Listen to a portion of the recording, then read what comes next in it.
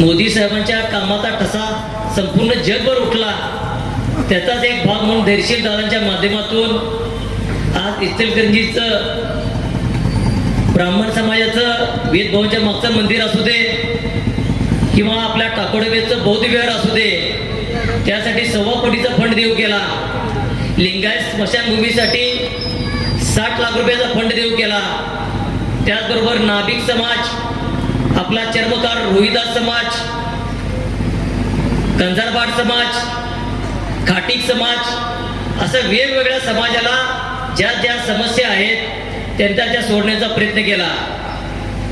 नाना, मला आठवतोय माजी नगराध्यक्ष स्वर्गीय मलापते साहेबांनी इचलकरंजीमध्ये जवळजवळ 150 बोर मारले होते. त्यानंतर इचलकरंजीमध्ये कोणत्याही प्रकारचे नवीन बोर मारण्यात आले नाहीत.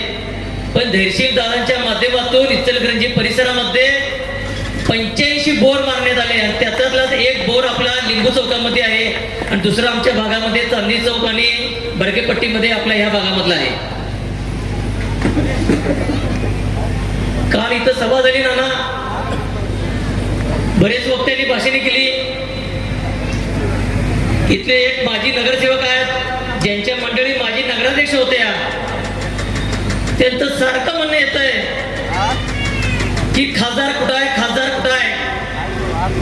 माझ्या माता भगिनींनो, येणाऱ्या 2-3 दिवसात खासदारांनी आपल्या या इचलकरंजी विधानसभा नव्हे तर इतर कोणत्या कोणत्या विधानसभा मतदारसंघामध्ये जे तालुका वाईज गाव वाईज काम केलं, त्या सगळ्या कामाचा पाठपुरावा ह्या सगळ्या पुस्तकात फोटोच्या रूपानं आपल्या माहितीसाठी आपल्या सगळ्यांच्या समोर येत आहे.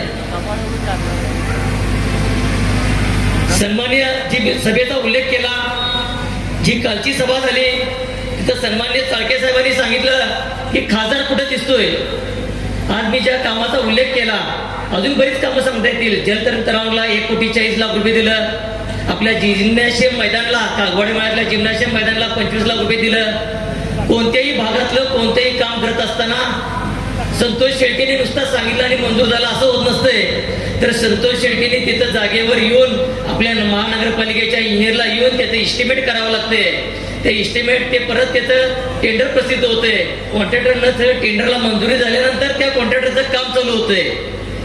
ह्या सगळ्या कामाचा पाठपुरावा इथं उपस्थित असणारे आमचे मित्र नगरसेवक रवींद्र लोहार असतील, अमृत भोसले असतील, नागेश पाटील असतील, राजू रजपुते असतील, मदन जाधव असतील, बाळासाहेब कलागते असतील, तमन्ना मामा असतील, या सगळ्यांच्या माध्यमातून ही सगळी प्रकारची कामं सुचवली गेली.